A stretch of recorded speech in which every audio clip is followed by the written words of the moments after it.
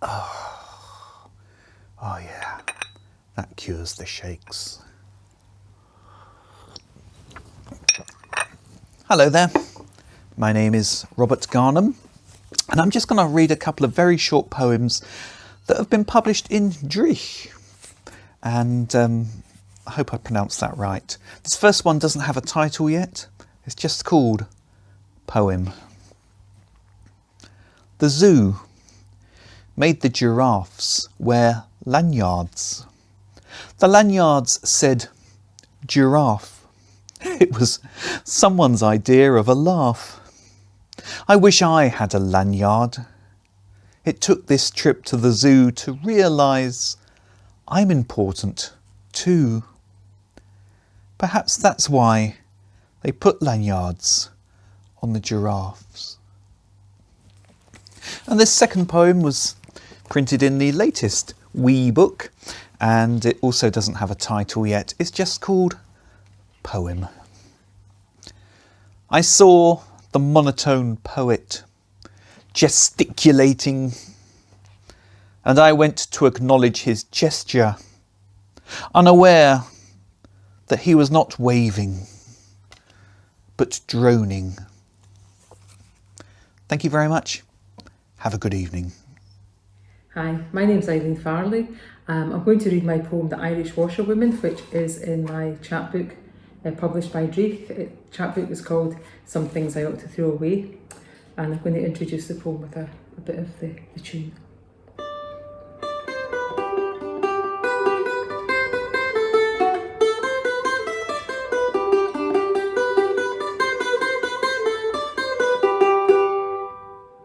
When my father played, I could almost see her dancing her washerwoman's jig. Through the steam, stepping between white sinks, her basket piled high. As his fingers skipped across the strings, she tipped the week's washing into the bubbling tub, bow-backed, bobbing, the smell of bleach on her hands, swirling suds as she soaped and scrubbed, knuckling the washboard in a steady rhythm. And when they were done, it was back to the start, all over again, never missing a beat. I'm Gilbert, and this poem is called Hello Beautiful. A big issue vendor serenades denim-clad t-shirts. We V-arms bend back to drink in her rainbow cascade.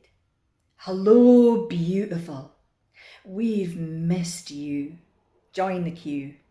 Glide under her starshine, pass through siren-hatted metal detectors, endure Hansi's security, let out a breath. Scale lyric-laden stairs. Enter well-trodden heaven, the greatest venue, alive with legendary history, our sacred relic, stained by decades of love, violence, and joy. Slink through sweaty sardines, bob, weave, and dodge giants, wade through sticky muck, carve the perfect place to balter. We worship in dark corners. Barriers are no place for dancing. Her roof drinks pain, terminates our frustration through the medium of bouncy floorboards. Heads bow in anticipation, wonder who else returned for double shots of bass, another riff hit, multiple doses of marvellous medicine, elixir for our static lives.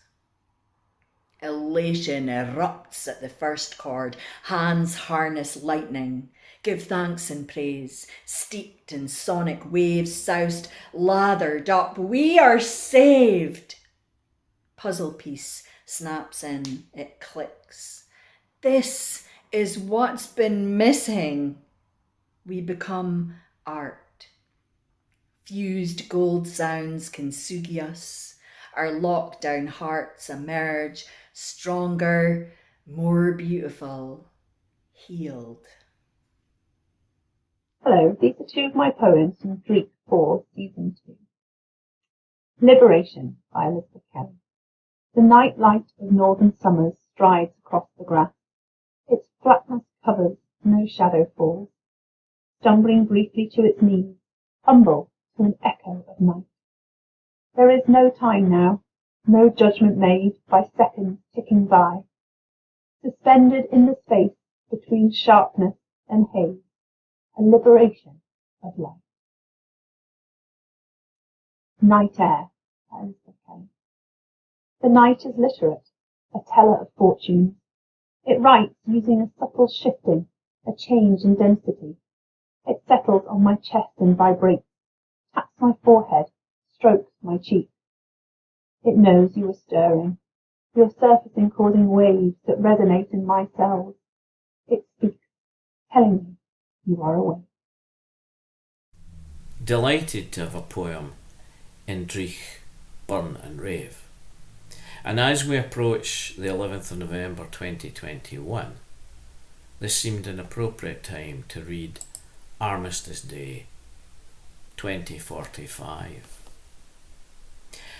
Wonderful to see the skeletons wheeled in ranks down Whitehall. Now all flesh is rotted, uniforms hang loose.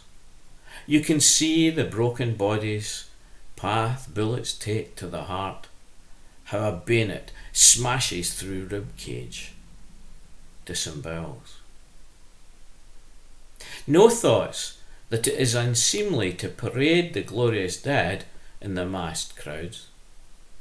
The programme turn of the head, lifelike salutes ensure they did not die, but are with us today as we remember. Here are veterans of 1914, resurrected this year, first time in over a century these bones have moved. You can see they have aged. At the rear come the wagons, loaded with the unidentified. Covering flags below give glimpses of the odd foot, dismembered hand, met with respect and bowed heads. And the military bands play on and on. Thank you. Hi there, my name is Diane McKee and I'd like to read to you a couple of poems which I was lucky to have published by Dreich. Thanks very much to Jack for including them. The first one is called This Girl and it comes from Family 2. This girl slips through life, a scrap of gauze, barely visible. Her skin has loosened, coloured to a dusty manuscript pierced with china blue eyes.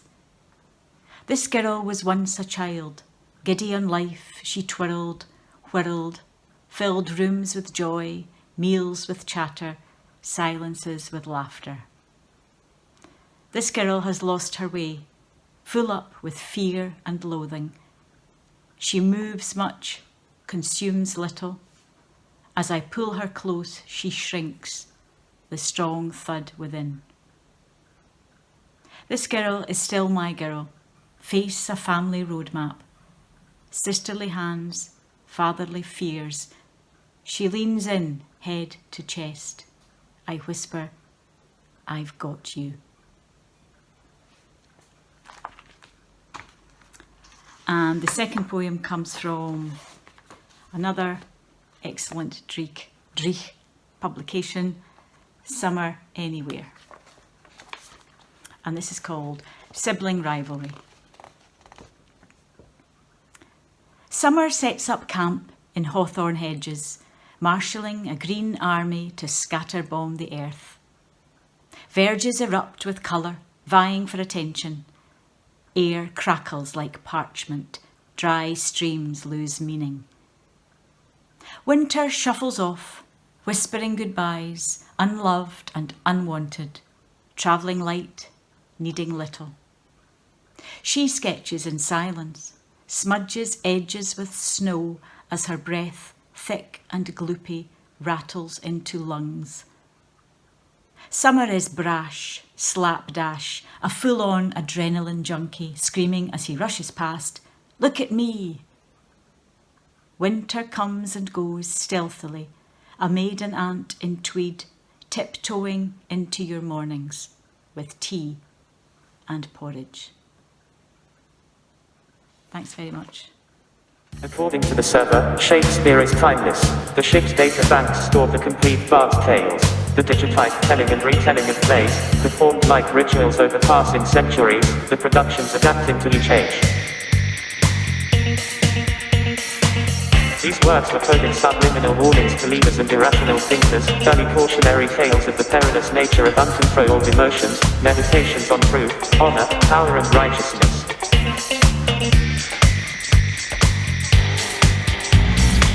Performances have been adapted with time, from all male casts to the first human and non-human adaptations. Forbidden love between synthetic Juliets and organic Romeos. A droid Hamlet holding the deleted heart drive at 4Y1K 4Y1K. I interfaced with him. The 2B processor could see no logical argument for protecting that drive space now. Humans had expired long ago. He had a choice. 1. Dead or 2. Not dead. That was the function.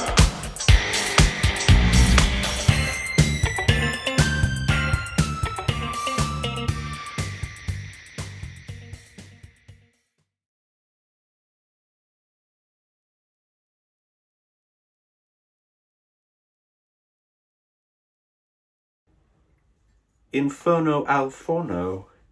Impact plus 3 days. Cobalting cinders in soot storms. A blanketing dust graphite. Dead black clinker spun back into nightfall. With no morn, no star.